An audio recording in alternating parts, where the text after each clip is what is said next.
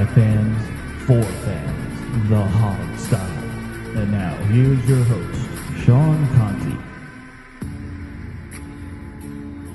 Welcome back to the Hog Style, your unofficial leading source for all things Redskins football. You are listening to the pre-game show. We're here to give you a little insight into Week 2 at FedEx Field against the Andrew Luck-led Indianapolis Colts. I got Alex Zeese, Steve Thomas, and Jamual here with me tonight. How you fellas doing? You know, Sean, I thought you were about to say the preeminent Redskins show. Instead, you just said the pregame show. Yeah. We are apparently not the preeminent show. We're just a show. That's it. The preeminent thing is subjective. At least saying we're a show, that's objective, so we can stick with that. We are a show that exists. It's a pretty good show, I say.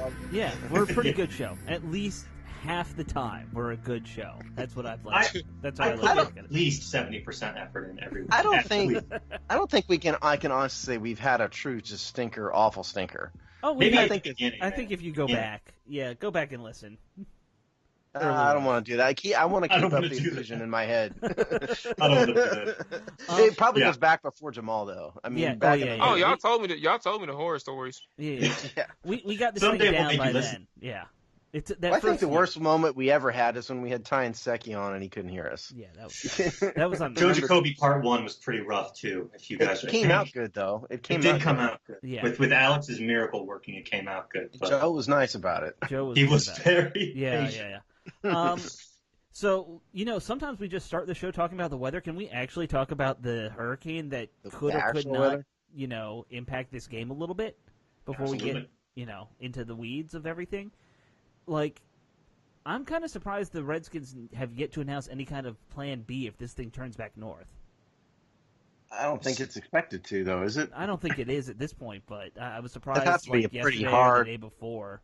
It'd have to be a pretty hard right turn to have a serious effect on DC. So we're I'm sorry. going to get a ton of rain. From someone who's here in Colorado, is this right now? It's projected to miss the game area, right? Yeah, now it is. But yesterday they were saying we were going to get 6 inches from it. Yeah, gotcha. The game. And then it switched because this morning I looked on it and I was like, hold up, because I'm thinking that the thing's going to hit us Friday. I get to telework. Don't got going to work. Yeah, I was talking to some top take a nap guys on the job. The government was going to shut down. Take a nap on the job. Who's your employer again, Jamal? You said what? Oh no, I shush. Be quiet. But I woke up this morning looking at the news and they said something about it's heading down south or something. It's not going to really hit up here. Deep down, Jamal's like, I wish we were getting hit by a hurricane. No, I want to avoid that. I really do want some sun. I hate when it's been cloudy 5-6 days in a row. You don't want to deal with that. Yeah, we had a few hours of sun today. It was nice for a change. Yeah. I went outside after work because I was in the building all day. When outside at 4:30, I was like, I was sure as hell surprised. Well, okay, but my big question, and Steve would know this: does the NFL have a little secret file for every team in case of hurricane? No. No. It's no. I mean, they just kind of that. If it looks like something's going to come up, they'll develop some alternate plans, but they don't have the plan to attack North Korea sitting on the shelf. They don't have that. See, I feel like somebody should have that job of just a bunch of vanilla folders with maybe 2 pages of plans in each. The alternate plans for the Atlanta Falcons or something. Right. For all 32 teams in case of hurricane, tornado, wildfire, invading of Canada. I don't know. Whatever it could be.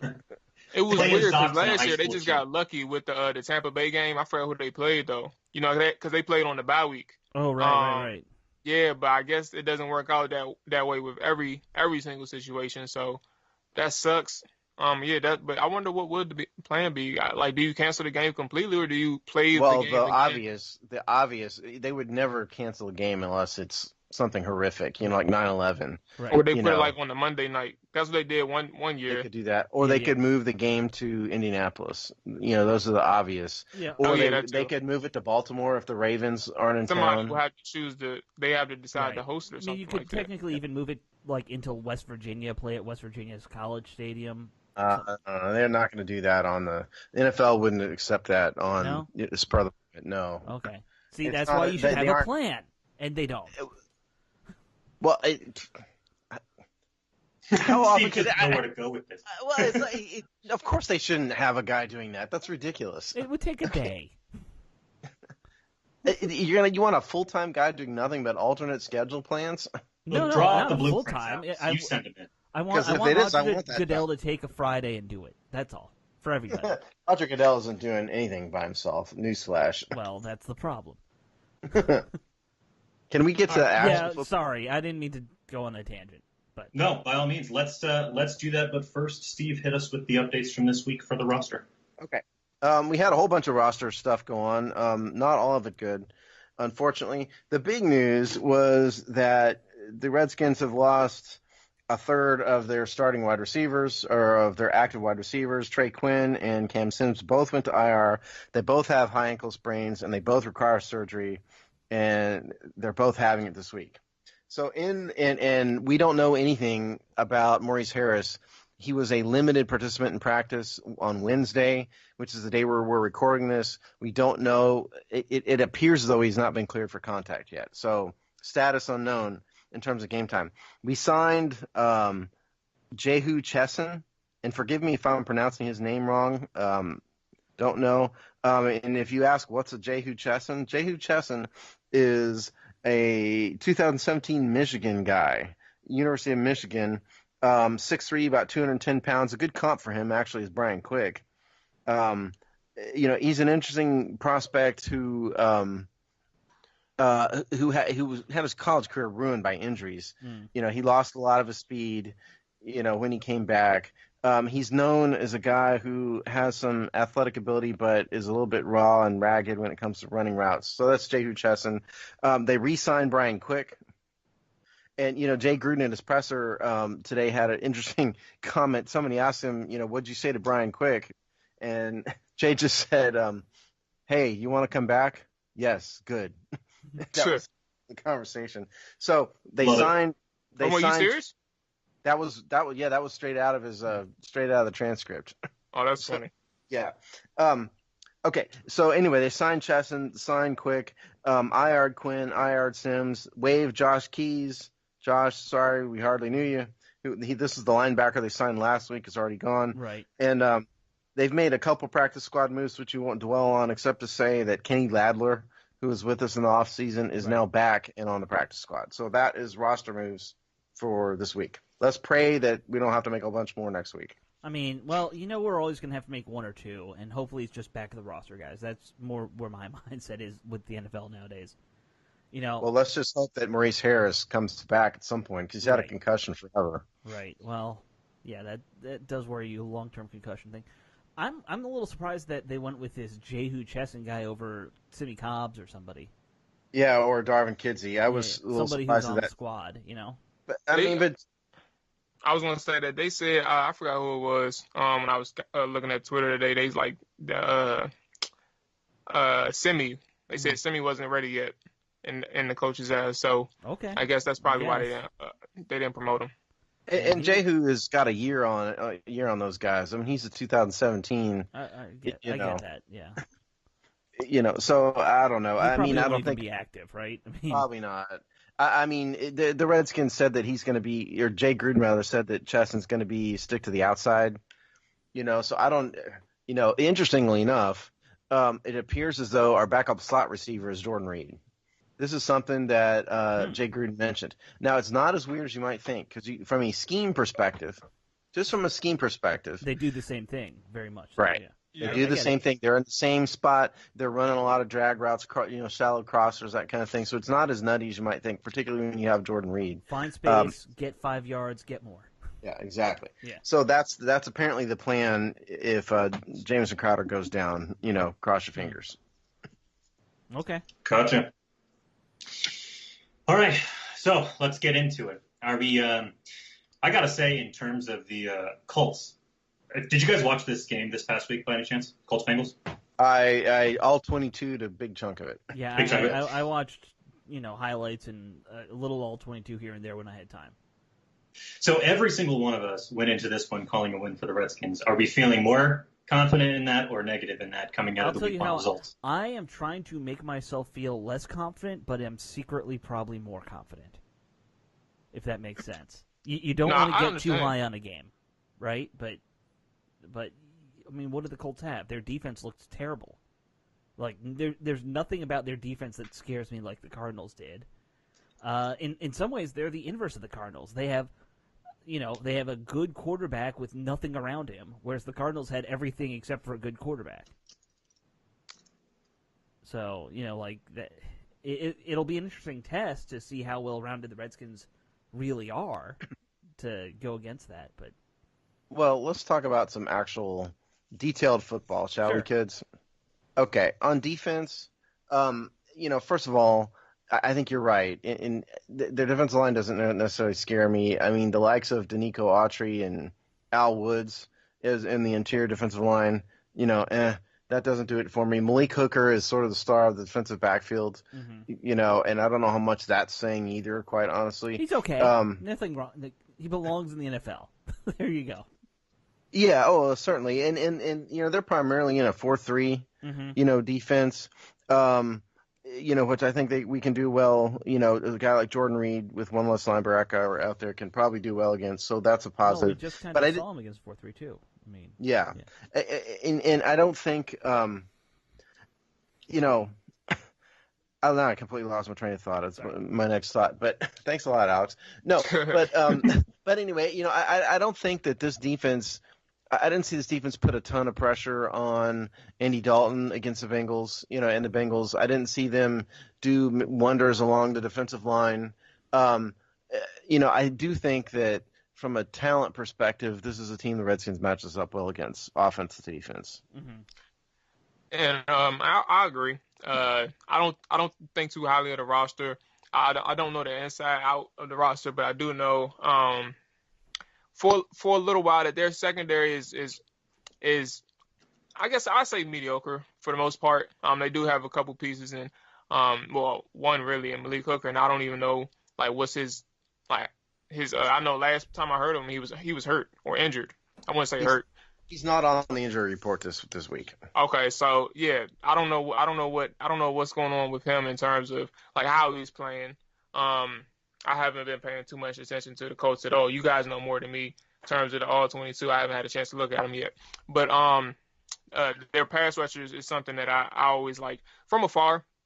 Based on the pieces that they got. I don't know what they look like in week 1 either. I'm not sure if you have the stats in terms of how many sacks total. Okay, what were their numbers looking like? Okay, well, first of all, the Bengals scored 34 points, which was ranked 27th. They gave up 229 passing yards, 75% completion percentage, 75% completion percentage being 30th in the NFL. Andy Dalton posted a 109.7 quarterback rating last week. So there's, And Andy Dalton, a good quarterback, but, Yeah. Yeah. And more importantly, I think maybe for the Redskins, sorry to cut you off, Jamal, but more importantly, the Bengals put up 5.1 yards per carry on the ground against this team, and that was the Bengals. And that's basically Joe Mixon and a couple other guys. Right. And Joe has talent. Mainly Joe. Yeah, mainly Joe. I mean, Joe has talent. But all the same, I think I'd rather have Chris Thompson and Adrian Peterson than Joe Mixon, and the Redskins offensive line. So I think this is a game against this particular defense that I think we're going to see more of the same as what we saw last week, led by a ground attack. But I think there's going to be more opportunities maybe downfield because we don't have Patrick Peterson out there. I think we may see Josh Doctson more involved than he was last time just because there's going to be a little bit more opportunities for him to succeed than have to go against a monster like Peterson. So I think we're going to see more of the same, only maybe a bit more wide open offense this time. That'd be my guess. Yeah, and I was just saying their pass rushers. I like them from afar. I don't know. You just gave the stats in terms of the defensive line and what they defense in general. Did you want to know sacks? I just wanted to know what the sacks were from the outside linebacker, or the edge rushers, really, not the outside linebackers, because they're not in the 3-4 anymore. Okay, Marcus Hunt, the defensive end, got 2 sacks, and that was it. All right, so it was just Hunt. Yep. Yeah, and if you want to know last year's sacks, I'm going to have that too. That's going to be in our game preview. I still have last year's sacks out there. They had 25 sacks last year, which is ranked 31st in the NFL. Well, so not a big sack season does not sound impressive. 31st. Yeah, I'm thinking of they had John Simon, I believe, and the guy from the Patriots. Anyway, I just like those two players. So, and those are the people I'm thinking of. I can't think of the guy from the Patriots. Who went there right now for whatever reason. I'm drawing blanks. But anyway, I do agree with Steve in the sense that this is a game where the defense of the Indianapolis Colts is pretty vulnerable. Their roster is not that impressive, as I was saying. But when you have Andrew Luck, you're capable of competing with any team out there. However, I'm sure we'll get into the defense versus the offense soon. But just in terms of the matchup in general, when you face a guy like Andrew Luck, he is prone to give you the ball a few times per game, and he'll give you the opportunity to get to create turnovers. So we'll get into that soon, but the matchup is favorable on both sides. You want to hear some ugly numbers? Listen to how bad this defense was in 2017, the Colts defense. 30th in points, 30th in total yards, 29th in yards per game, 28th in yards per play, 28th in passing yards, 32nd passing yards per attempt, and 26th in rushing yards. I mean, those are that's some worse than Redskins defense numbers. Yeah. In fact, their whole team kind of reminds me of the Redskins the last couple of years, where you have a really bad defense and then just a quarterback who here was for different reasons. I think Kirk was, had more help from the scheme, but a quarterback who's kind of just lighting it up and carrying everything as best they can. That's I think what the Colts are looking like. Yeah, I mean, I think from Redskins' perspective, what I'm maybe most interested in is, other than Josh Doctson, which I said earlier, that I'd like to see the offense open up a little bit more for him. But also, are we going to see Adrian Peterson get 25 carries a game again? Is that going to be the new normal going forward, as I have advocated, and as Alex and Sean and Jamal, I think. I can't remember what Jamal's opinion was, but I know Alex and Sean did not like that idea. If he's averaging between 15 and 20 a game, then I'm fine with that. That's why I said he needed to get going. Yeah, I'd like to see between 20 and 25, in my opinion. So I'm most interested to see if we're going to go that route again this week. I think he's actually going to have a good game versus this defense. From what I was watching in the rewatching the Colts games and stuff, it's really they're open on the sidelines, kind of like at that 10 to 15 yard range, that classic cover 2 soft spot. I mean, so I think that's where you're going to see guys like Doctson and Paul Richardson and all them. That's where they're going to be going. And I mean, I was going to say I do think I kind of agree that this is a game for the receivers to have a big game, but I do also feel this is it's kind of weird, and I don't want to say it in the sense that we can just do whatever we want against the Colts defense, but we have the opportunity to control the game again like we did in the Week 1 game, and that just means having a healthy balance. We have the opportunity to control the ball, control the time of possession, Mm-hmm. And that just means being able to reach the spots and what you talk about, Alex, the cover 2 holes, being able to dominate up front in general. So when you have the opportunity like that, and you have Adrian Peterson who can create, as we saw against the Cardinals, I still feel they're one of the better run defenses in the NFL. So Cardinals. Yeah. I mean, it's Week 1, so it's kind of hard to say. Everybody thinks that they're a bad roster, so we have to see how it turns out the rest of the season. But it's an opportunity to create a balanced game. I mean, I think you can do whatever you want on this defense. However, I don't think we'll be one-sided in terms of how we attack this defense. It'll probably be balanced. It's interesting you mentioned the holes in the cover 2, because the primary hole in the cover 2 in my mind is the shallow middle. In between the safeties. Yeah, and shallower. If you don't have a linebacker who really has the range to cover, I think in a cover 2, a guy like Jordan Reed, who's so talented, can really exploit that. And so I think especially against the Colts, I mean, because again, they don't have Lawrence Taylor, right, prowling their middle linebacker, so they've got Anthony Walker. God bless him. No offense to Anthony Walker and his family, but I think that's definitely a matchup that the Redskins can exploit. Out of the cover 2 in particular. Yeah. Fantastic. Anyone, do you guys want to add anything else to offense before we take a look at this Colts offense? Well, in terms of offense, I think the other thing is, who is going to get the ball in the passing game? Well, I don't know even how to predict that necessarily because, last week, obviously, it was the Adrian Peterson and Chris Thompson show, principally. It's Jordan Reed. And Jordan Reed. And so, you have to think that the Redskins want to get their outside receivers more involved as the year goes on because it opens up the offense. Right. It makes them more versatile. Particularly against teams like the Colts that their secondary is a little suspect. And so I would like to think that we're going to see more targets, not just at Doctson, but at Richardson also, because Richardson only got a handful of targets last week. And I think we will. I think that Gruden's got a team built so that he can take advantage of where teams are going to be weak. And if the Colts are really weak, where we're all kind of thinking they are, this is a week to go after the wide receivers a little bit more in your offensive game plan. Yeah, fair enough. I think so. All right, you want to switch to the other side of the ball?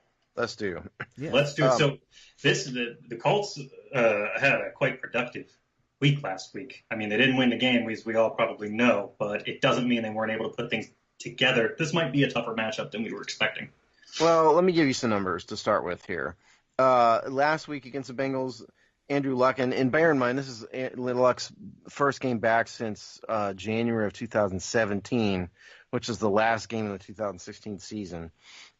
He went 39 for 53 for 319 yards, 2 touchdowns, 1 interception, a 73.6% completion percentage, 93.2 quarterback rating. Now, if you watch the Bengals game, which you'll see, I guess 2 things jumped out at me. One, there were some plays I wasn't entirely sure if Luck was healthy or not, to be quite honest. It looked like some of those passes, he lacked arm strength, lacked something, and then the next play, he looked like himself again. So maybe that was just me dreaming that, but that was my impression. And then number 2, this was a short ball control game that they were playing against the Bengals. This was not a lot of heave it down the field at T.Y. Hilton, kind of game. This was a game where they were going short outs. It looked in some ways it looked like the Redskins' passing game, a West Coast kind of thing. Yeah. Yeah, kind of. And I don't know if that was because of Luck's health or what. And what I can say is I can't say who told me this, but I got some decent intel from a good source that really said that the Colts legitimately did not know if Andrew Luck is going to play football again. They really and truly didn't know. Up until even recently. So, I mean, take that for what you will. But I thought it was interesting that that's how they were using Luck. And the other thing is I'd like to point out here is that I'm going to read the following. I'm going to read the names of the Colts running back stable. You ready? Yeah. Oh, boy. Marlon Mack. Who? Jordan Wilkins. Who? Naeem Hines. What? Exactly right. Those are their running backs. And Marlon Mack was a 4th-round draft pick last year who has a hamstring problem, didn't play last week. Jordan Wilkins and Naeem Hines are sort of the Mr. Inside, Mr. Outside of the Colts. Wilkins is the bigger guy. Hines is the small, quick, fast guy. They split the carries up pretty evenly last week, but this week we're probably going to see Mack back again. Mm-hmm. But Wilkins and Hines are both rookies, 4th-round pick and a 5th-round pick. Yeah. So the starter is Mack. Now, Mack isn't any kind of great shakes himself. We're not talking about Earl Campbell here. Right. We're talking about Marlon Mack.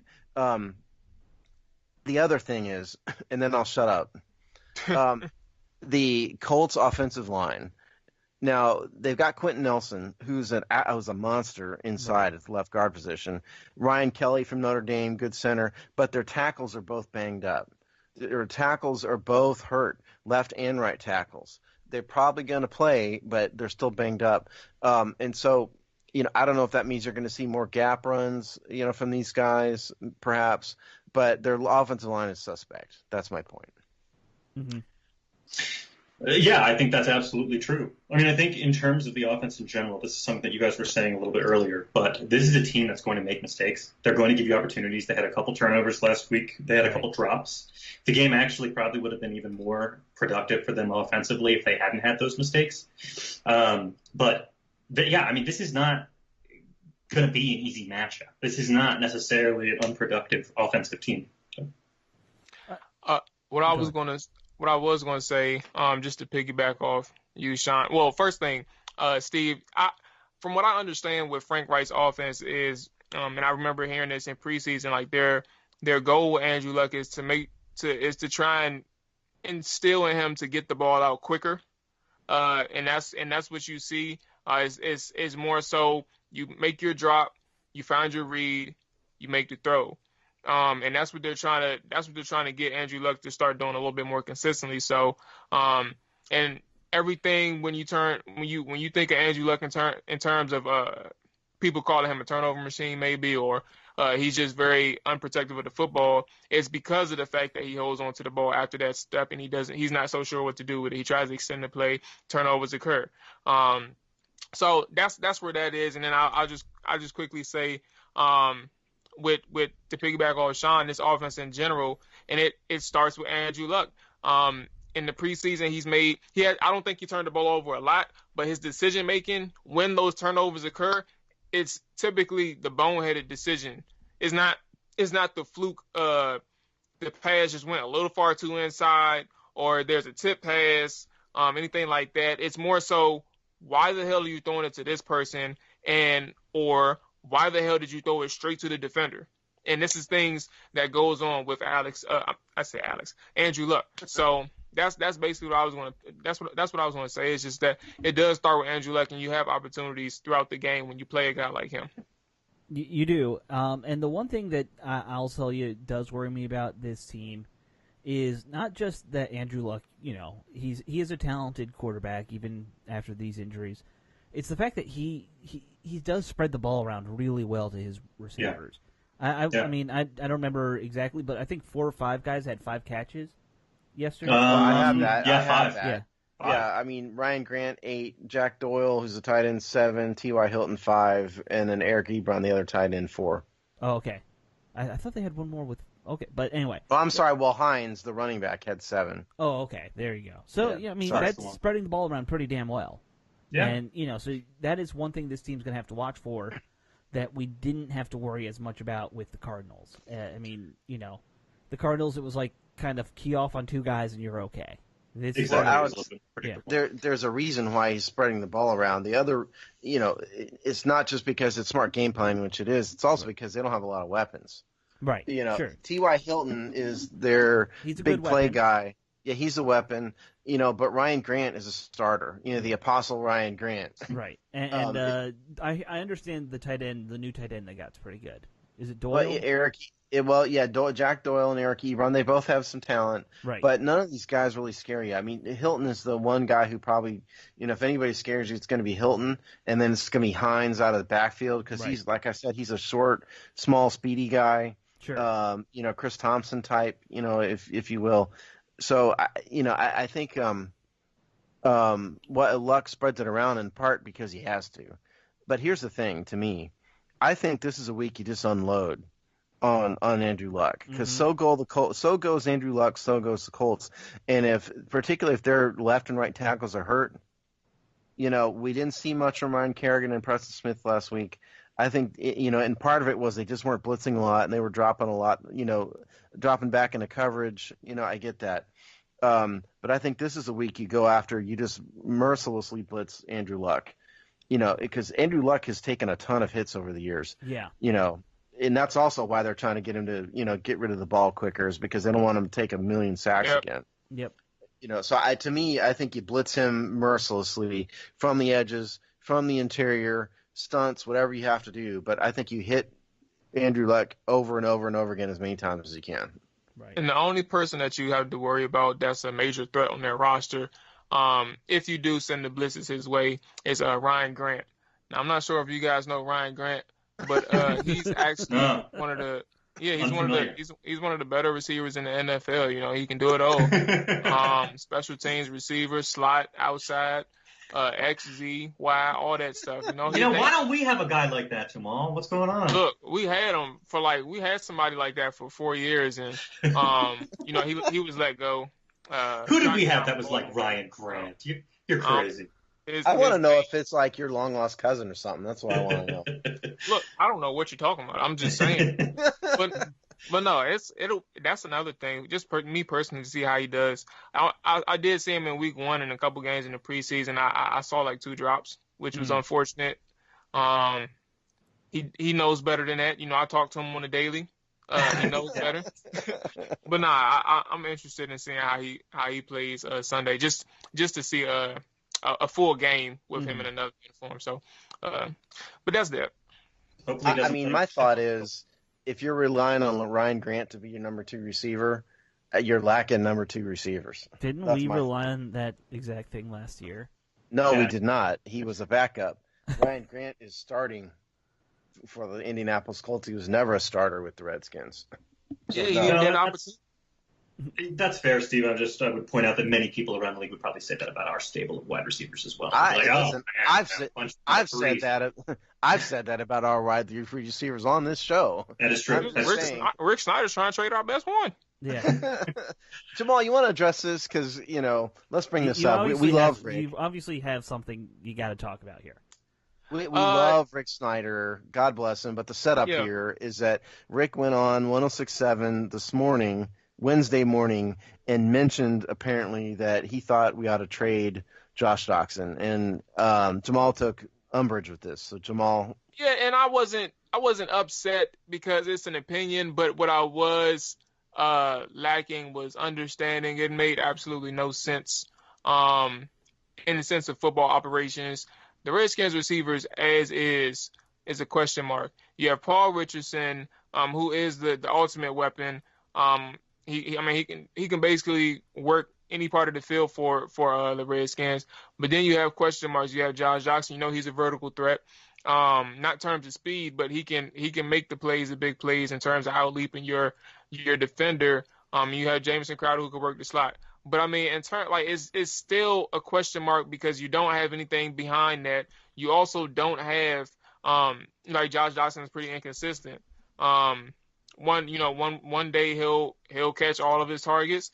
One day he'll catch 50% of his targets and maybe less. But point is, you say trade Josh Doctson now, but what is he going to get in return? You're not going to get much. Yeah, you're not going to get much in return from him right now. And if you're trading them, you better be trading them for a player. So who are you going to get in return? It's not going to be somebody. It's not going to be somebody better than Doctson unless you giving up a draft pick or you giving up more players. So if you trade him in mid-season, it's not even mid-season. It's week 1. If you trade him early, you're going to have to go a whole season without a person that's been in your offense for 3 years, and you're going to have to get a new guy acquainted to the offense pretty quickly. So it just doesn't make sense. You'll have another whole. There's no telling that whoever you get is going to be here for the future. So it just didn't make sense to me right now. Nope, I agree. It doesn't make sense to me either.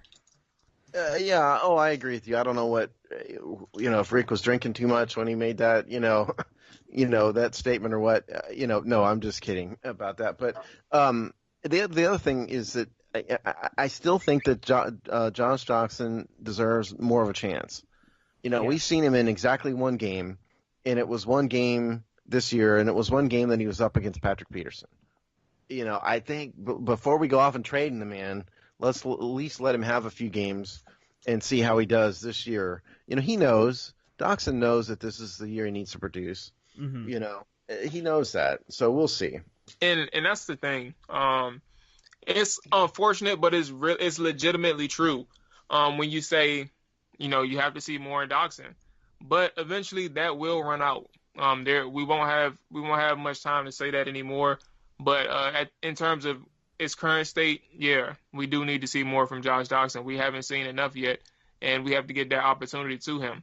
But I mean, if the story is the same 6 or 7 weeks from now, that's another story. I'm about to say it's more so confirmed than not that it's the status quo. Like this is what Josh Doctson is. Like he's not a legitimate playmaker in this offense. He needs a better offense that caters to his strengths, and that's more vertical. Yeah. But we'll see. Yeah. Fair enough. In terms of my keys to the game here, that'll be in the written preview. I think number 1, it's prevent Andrew Luck from being great. Andrew Luck is the entire show. Right. So prevent him from being great. Number 2, keep pounding the ball. If you do what you did against the Cardinals, Redskins, we will be fine. And the other thing is, I think they have to get Jordan Reed more involved than he was last week. Jordan Reed is an incredible talent. He's healthy. Let's use the man while he's healthy, please. He's a matchup nightmare, I think, in particular for this Colts defense because of their linebackers and who their linebackers and safeties are. And so I think if the Redskins can do those three things, this should be a win. Yeah. Well, I mean, I think that keep pounding the ball is a great point. That is a formula that's been tested 100 years in the NFL. Play defense, run the ball. Amen. I'll say run the damn ball. That's I mean it ain't nothing else to run the ball, stop the run. Yeah. Regardless of how we feel about their offense, they really don't have a running game without Frank Gore, who was their running game in the last 2 years. It's still always important. As long as you can run the ball and stop the run, you can make an offense one dimensional. And that's something that will continue this week. And personally, I'm a simple man, so that works for me. If you have a few explosive plays per game, that's fine. You don't have to be lighting it up, having 20 explosive plays a game. So, if you have that formula and it works well and effectively, we can go 16-0 that way. I don't care. Right. There you go. Look, you got to run the ball and you got to get after Luck. With pressure on Luck and a little less time in the pocket, you can expose the people in the Colts receivers easily. That'll be the key. If you do that, you can really stop this offense for the most part. Keep the game. I think the Redskins just need to hire Denzel Washington to be their head coach. And that would propel us to a 16-0 record. Be a more motivational speaker. That's for damn sure. That's true. Yeah, he'd be better than Jay at motivational speaking. Should we do actual score predictions here? We'll pass that time. Oh, I got one. Before you do that, this just blew my mind. You guys know who the color announcer is for the on the TV broadcast? No. Oh God. Adam Archuleta. Oh, wow. Adam Archuleta. Adam Archuleta is the color guy. No, he's been doing it for a while though, and he's actually decent. Is he? Okay. He's better than the guys we had last week. I just find it hilarious that Adam freaking Archuleta is doing a Redskins broadcast. Does he even have the ability to discuss the safety position? Oh. He knows a little bit about safety. Did you see him play much safety, Jamal, when he was with the Redskins? Yeah, I didn't. I seen him. I saw him line up at it. I saw all those games, and I don't think I saw him play much safety. I'll just say, yeah, he joined for the money. He was not a true safety, especially what they wanted him to play. He couldn't do it. You put me in the trip bag, Steve. I was about to say, yeah, I seen him play safety in St. Louis, and then you said, I ain't seen him play here. He wore a burgundy and gold. He wore a maroon and black uniform. Yeah. And he lasted half a year, really, didn't he? Because he didn't. That was one of those bad Gibbs signings. Yeah. I thought that was too funny to not mention that on the show. All right. No, absolutely. Well, let's get into these predictions. Give it to us. Who wants to go first? I got mine. I'll go. Go ahead. Huh? Okay. Go ahead, Alex. I'm trying to stay, medium about this, but I got the Skins winning this one pretty big. I'm going 31-21 Redskins. Wow. All right. I'll go next. Actually, I thought it was gonna be like a 10-point victory myself. 27-17. 2020. Well, I wouldn't give them anything less than 17. Honestly, I know Andrew Luck could put up points. So he'll definitely score at least 17 points this week. Regardless of how good our defense is, he'll find a way to put some points on the board. So 27-17. Yeah, for me, I think you can't ignore that the Colts are on the road. Not only are the Colts on the road, but they're going to an outdoor stadium in what is probably going to be rain. Right. At some level, even it might not be hurricane force winds, but it's going to be raining, and they play in a dome, and they're traveling. So I'm going to be wrong. I hope I'm not wrong, but I think this is another solid victory for the Redskins. I think this is more like a 2-touchdown type of victory. So I'm going to go like 31-17. Okay. Nice. Yeah, I wanted to go really high for the Redskins score and low for the Colts, but Jamal pretty much hit the nail on the head. I mean, they're going to put points up, and again, they could have had more points last week. I think it was 24. They could have had at least another touchdown on top of that. Let's go with 24. Sorry, I'm thinking out loud here. Yeah, let's go 31 Redskins, 24 Colts. Okay. 3 of us picked 31. You're telling me bet the over. Did 3 of us pick 31? Yeah. See, we need to have someone come on and pick a loss just so we know he can be right. Yeah. No, now's the time for confidence, guys. We got a ton of momentum coming into this week. We had such a morale gathering win last week. This is going to be a good one. I got hopes. Okay, well, with that, do we have anything else we want to discuss on the episode here tonight, Gus? Nope. Nothing? Just make sure you all give us some feedback through our ratings. Great. Give us some ratings. Let us know how we're doing. Mm-hmm. And I would add to that if you have not yet picked up your tickets to this game, please buy tickets. Buy them at Ticket Club. Yes. Because that would help us. But even more importantly than that, buy them somewhere, because as we speak, meaning midweek, the Redskins are still sending out advertisements for tickets, which means the game isn't nearly sold out. I checked this morning, and there were what appeared to be thousands of tickets left for this game. So this game is shaping up to be the first official non-sold out game in 50 years. Don't let it happen, people. Yeah. Don't let it. If you're rich out there, go buy a few thousand tickets and give them away to the underprivileged or something. But go help out the Redskins. Help out poor broke Dan Snyder and buy some tickets. Buy them for the orphans. Do it for the orphans. I like it. Okay, well, we will be back with you guys after the next game for our recap show. Don't miss that, and keep checking back on hogside.com for all our written content coming out every day. We'll see you guys next time right here on Hogside.